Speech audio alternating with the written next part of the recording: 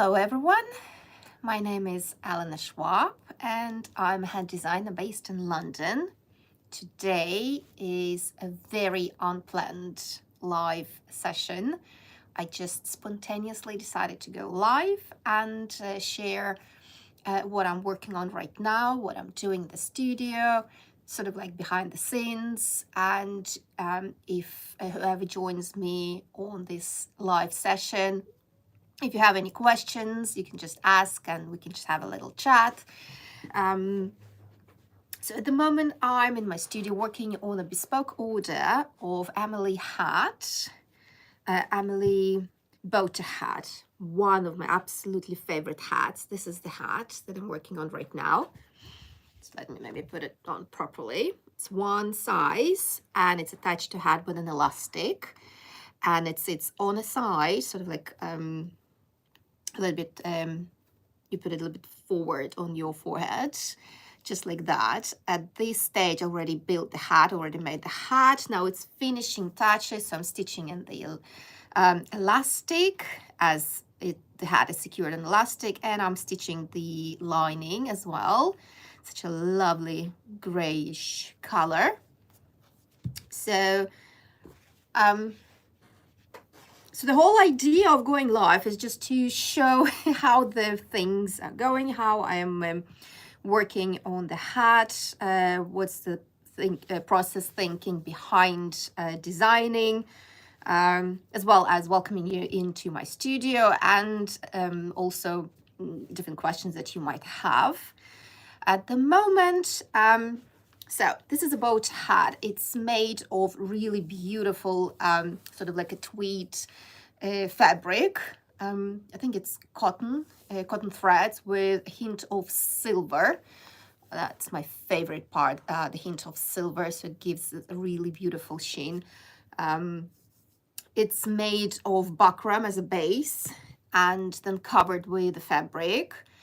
And I really love this feature of this open fabric that creates this really lovely effect of softness. So the brim is open. I did a stitch here so it doesn't go even further, but I really love this on the edge. Just really creates softness in a way. It's medium brim, which I really like. So it's not too big and it's perfect for any occasion, any special event that you're planning to go to. Horse races, weddings, even, go out for brunch with the girls for a cup of coffee or something like that. Obviously, it's less of a casual wear, so you do have to wear sort of like a suit or something a little bit fancier than usual, but it doesn't have to be necessarily only for super special occasion. So it can be even for everyday wear. So this is it. This is one size. So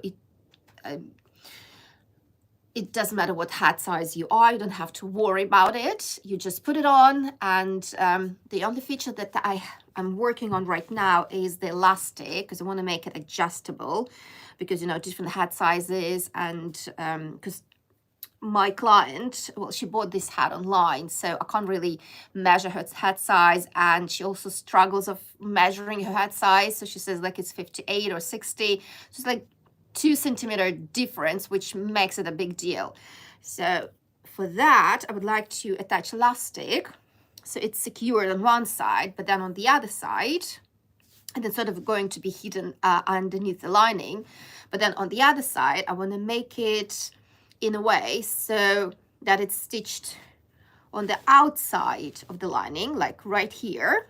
And then I'm going to cover it with the fabric, so just going to make it nice. But the whole point is that you would be able to move the elastic and adjust it according to your hat size. So for example, when my client will receive this hat, she will put it on and she will feel how elastic feels. And if it's too loose, because I'm going to make it relatively looser than usual, if it's too loose, you can always like move the elastic and adjust the little knot, because I make little knots on the ends, if you can see, and it's basically what you do is sort of like move it a little bit. So this is how you adjust the size. So if it's too loose, you move it, then you sort of like create a knot a little bit closer, and you just trim the end. And this is how you can basically control the size of the hat.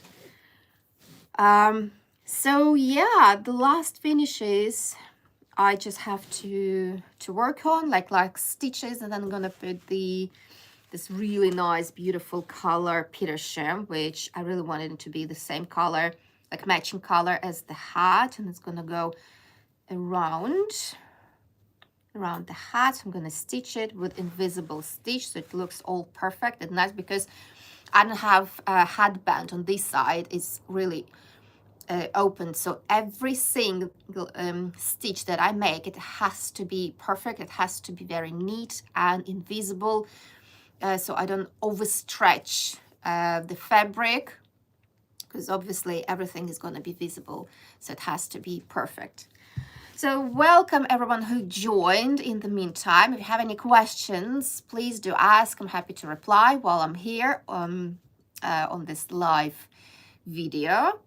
So I guess I'm just going to continue stitching so that while we having a conversation, I'm just going to continue working. It's took me already, it's day 3 that I'm working on this hat.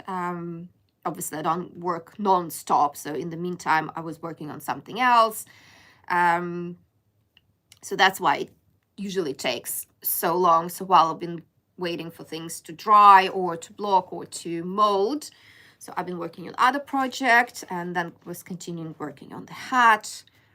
So when I start stitching the lining, I start from the back like this, so I hide the knot inside.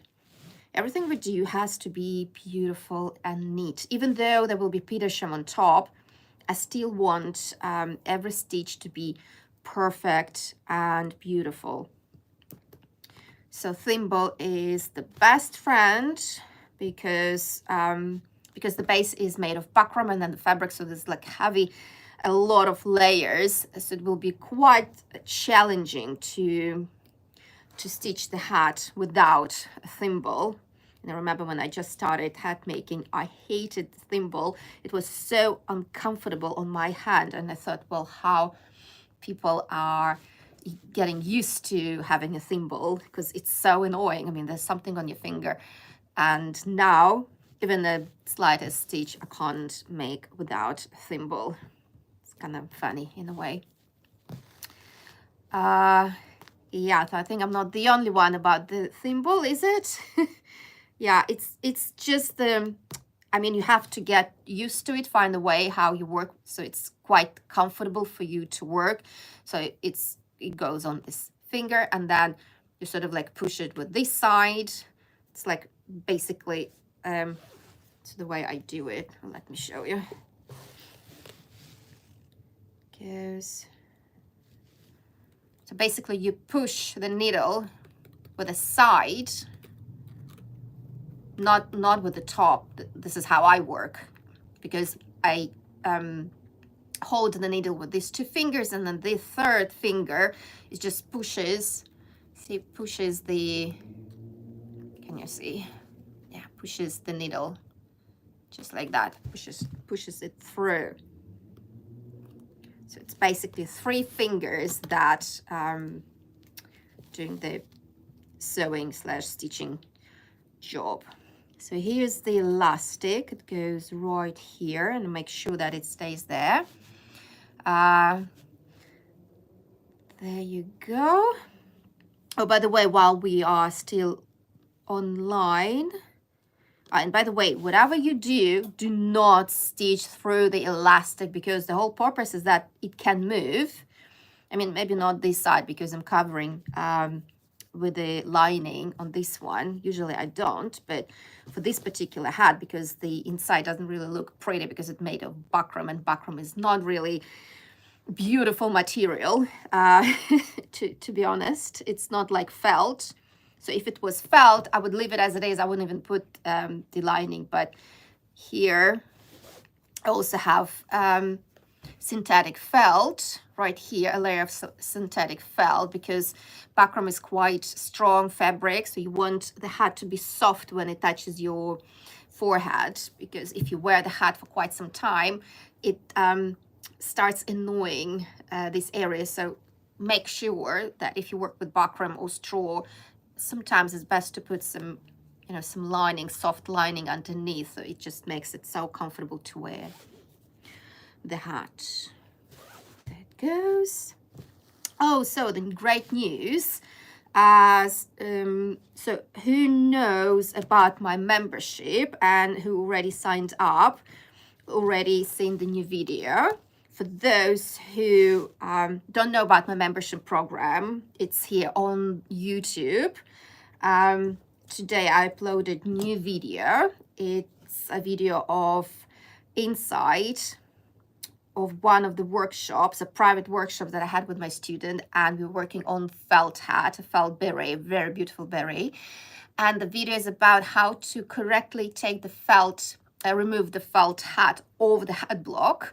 So I'm showing the techniques of steaming and brushing, preparing the felt, making it really nice and beautiful. Also, usually when there are like some beautiful details on the hat block, there are a lot of signs of pains, so I'm showing how to get rid of signs of pains, how to brush and steam those areas, and how to correctly remove the hat, the blocked hat off the block. And this video is uploaded now, available to watch for all my members only. And oh wow, look at that, the needle broke. That happens, not too often though. Make sure, if this happens, make sure that all the needle details are moved away so that you don't hurt your customer, because that's not going to be a good thing. So yeah, going back to the membership program, there's a link in this video in the description. If you just go and click the link, I have 2 memberships. One is a contributor. This is your generous help to support my channel so that I can upload more free videos and free content for you. And another one is a member only access to the videos. Those videos are designed for more detailed tutorials where I publish more complex videos.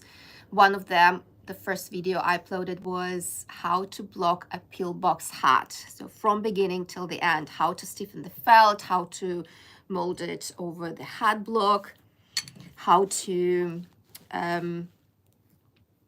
steam the felt, how to work with blocking pins. I mean, everything you need to know in order to make a really beautiful classic felt pillbox, including how to stitch the Petersham, because you want to know how to make really nice stitches around the hat, how to secure the hat so it's keeps the shape, which is also very much important. I mean, you can stiffen the felt and it's quite stiff, but then you still need something for the edges to keep the shape.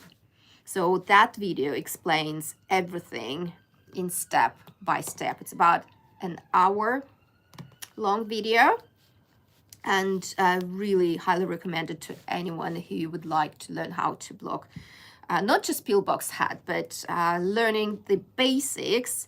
You can then apply these skills to blocking other shapes.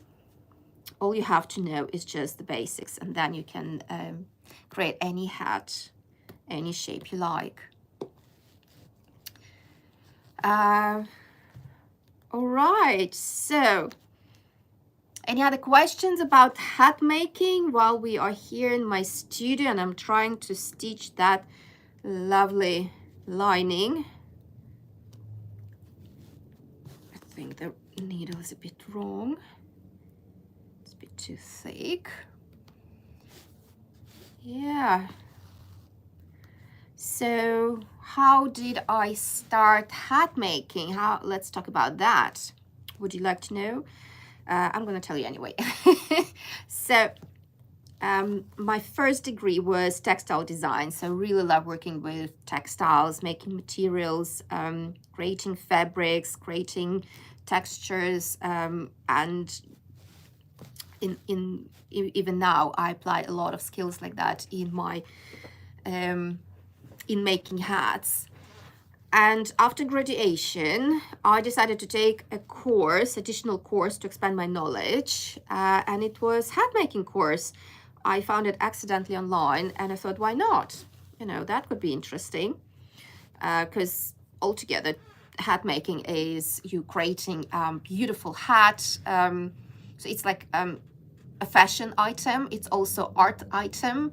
It's also made of different materials and textiles, which I absolutely love. And it can be created for special occasions like royal ascot, and your imagination can go wild for that, which is great. Or you can create something for casual wear. And it's a really great skill to learn because there's so many amazing materials, not just felt and straw like the basics or fabrics, but many other materials as well. Plastic, thermoplastics, feathers, I don't know, you name it. I mean, there's so many amazing materials you can try, experiment, and work with.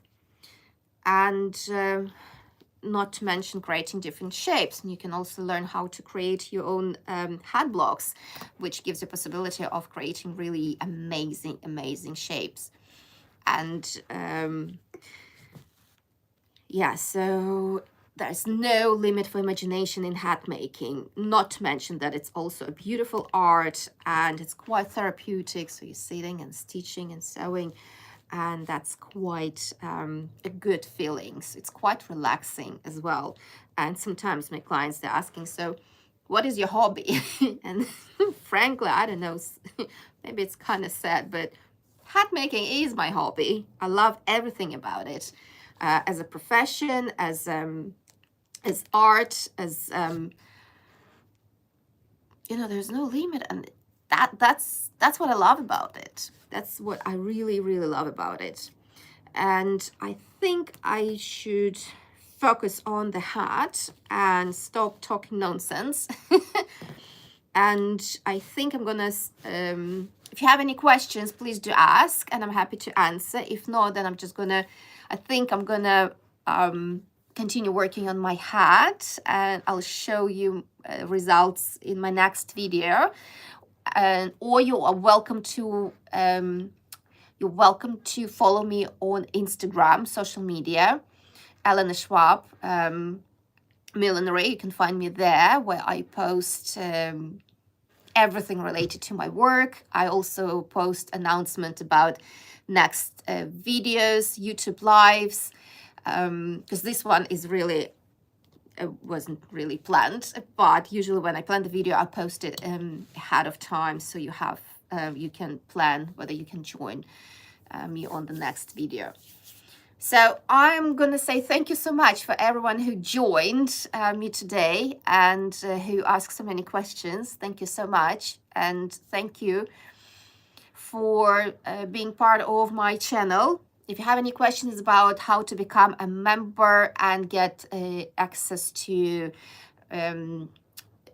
tutorials that I publish for member access only, there's a link in this description of this video. If you have any questions, do ask. They're really amazing videos to watch and learn, and the best thing that members can ask for tutorials, can request different subjects for the tutorials, and I will make them for you and I will upload them on the members channel. And the next video that I will be working on for members channel is how to block a straw brim hat. How to block a brim, how to block a crown, how to put both of them together, because you need to know that stitch, how to put both parts together, how to stitch a Y around the brim, how to stitch either petersham ribbon, or how to make bias strip and stitch the bias strip around the brim.